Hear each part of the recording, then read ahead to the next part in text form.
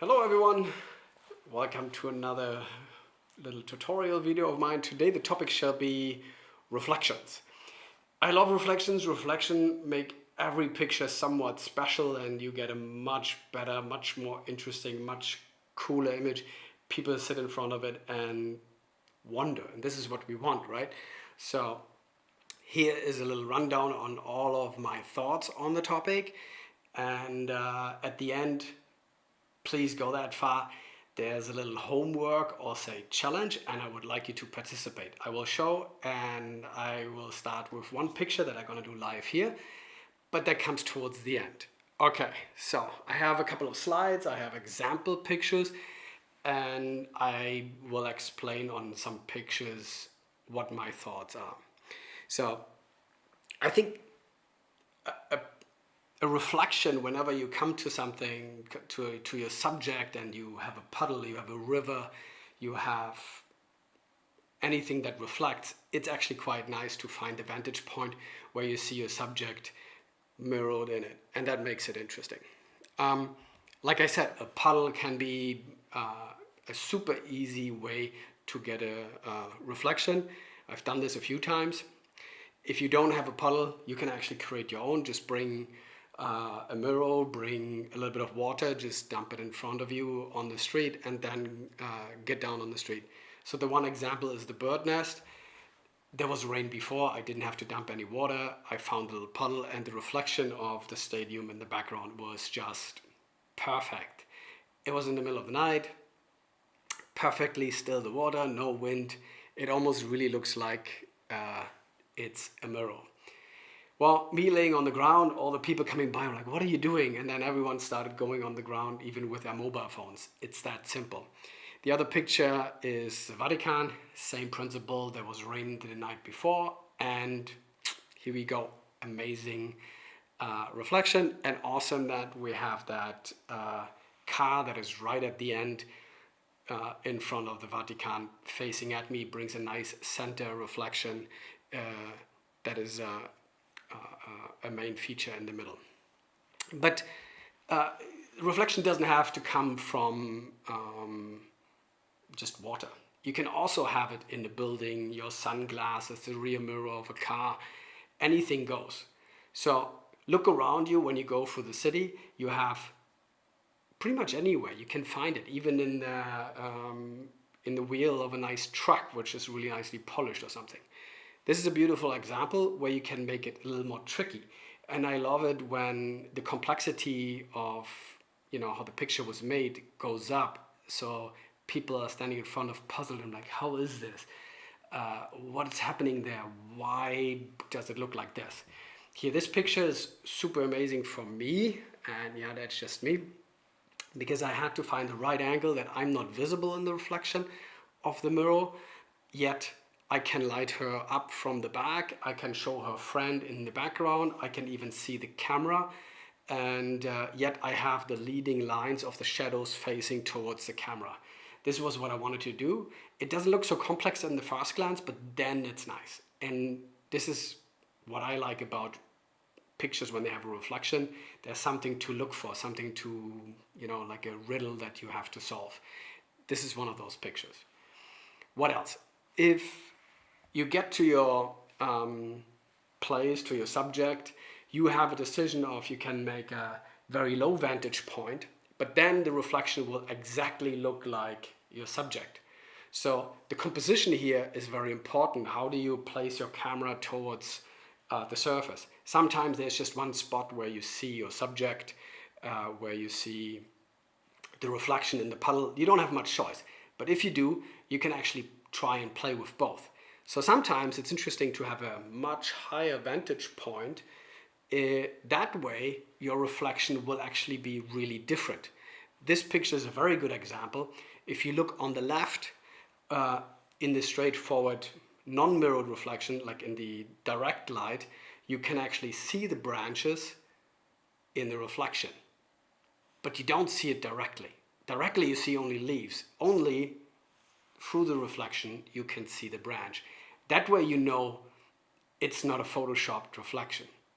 Sometimes you see a skyline and it's so perfect, you wonder, is that Photoshop or what is that? And I think many times it's just Photoshop. They just flip it and overlay it a little bit with the ripples of the water, which I find sad. They could go like early morning and wait for the perfect mirror effect, because there will always be ripples, which I think make it more authentic, more real, and more approachable, relatable, something like that.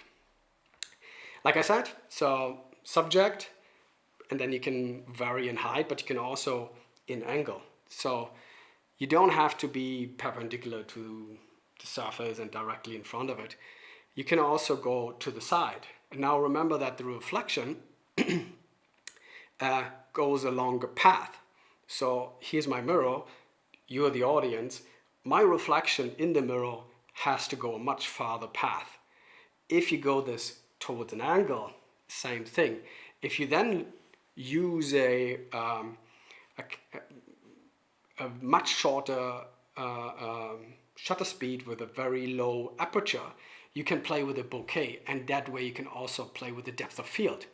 So what settings are you going to use? If you manage to have a very open aperture, you have very little depth of field. And in this example here, the reflection is already out of focus, because remember, the path through the mirror is much longer. That way it will be out of focus.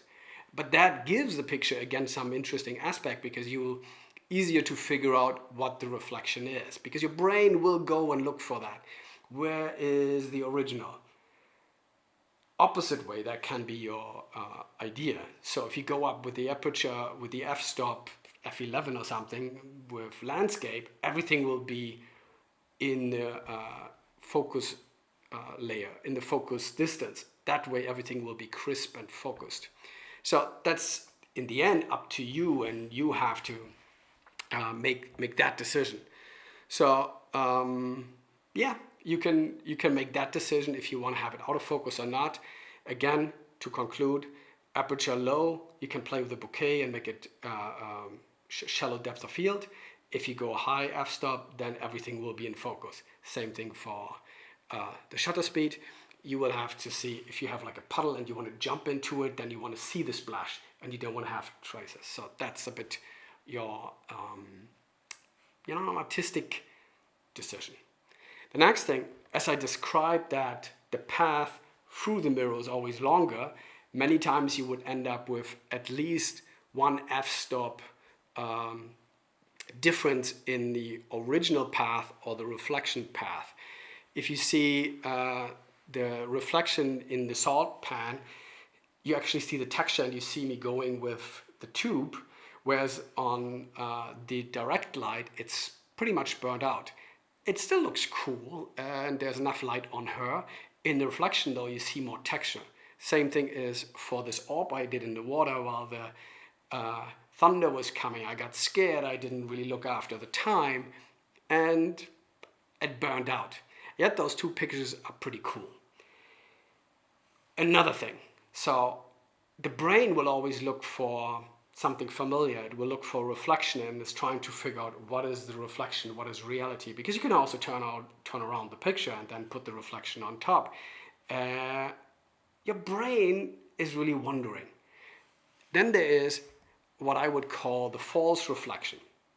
So very often I would take camera rotations, but that way you turn 180 degrees, but the subject that is here on top will not be down there, it will be over here. So in the top picture you see the Shanghai skyline, and you see the river and the Pudong skyline, and while I was turning, there's Lisa looking at me, and in the reflection she's looking at Shanghai. When you look closely, on the top picture it says I love Shanghai in English. In the reflection, supposed reflection, not actually a reflection, it says I love Shanghai in Chinese. It just looks like a reflection, but when you look closely, the Pearl Tower is on the one side, on the left, and on the other side on the right. And that's something that makes it interesting, but it's not a reflection. Even the one on the bottom, which I did with Zach Allen, thank you for this glorious night in Houston with fire and all so much excitement. Anyhow, It's not a reflection. I mean, you clearly see it, yet the brain wonders for a short moment, how did that reflection come like this? It's not a reflection. I just turned the camera, and the top part, the wings, is what I did, and of course Zach did the circles so perfectly, and there's a picture, but it's not a reflection. So this was a bit sidetracked. In the end, let's conclude. Reflections make it so much more interesting. So try to find a subject, put a human there, because the human wants to relate. What would I look in the reflection? What is the actual, what's the real human? What's the reflection? So people wonder.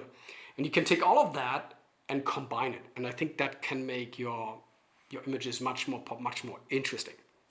So, so much for the reflections, the topic reflections on my end.